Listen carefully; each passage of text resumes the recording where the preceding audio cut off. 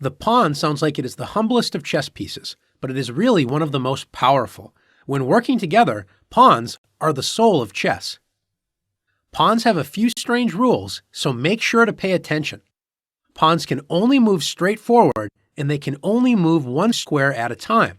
However, if it is their first move of the game, they can choose to move 2 squares forward if there is nobody blocking them, as pawns cannot jump over other pieces. Remember, the pawn can choose to advance 1 or 2 squares only on the first move. On all other moves, the pawn advances 1 square. Pawns are also the only piece in chess that cannot move backwards. One other thing that makes them strange is that while they can only move straight forward, pawns can only capture diagonally, and they can only capture 1 square away diagonally even if it is their first turn. We will explain capturing in one of the next lessons. Let's see some pawn moves.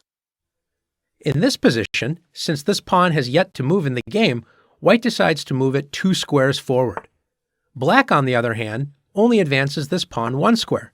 Remember, even though you can move your pawn 2 squares on its first move, you're not forced to do so. White now advances the pawn forward, and now both pawns are blocked and cannot move. In this position, how many white pawns can move? If you said 1, you're correct.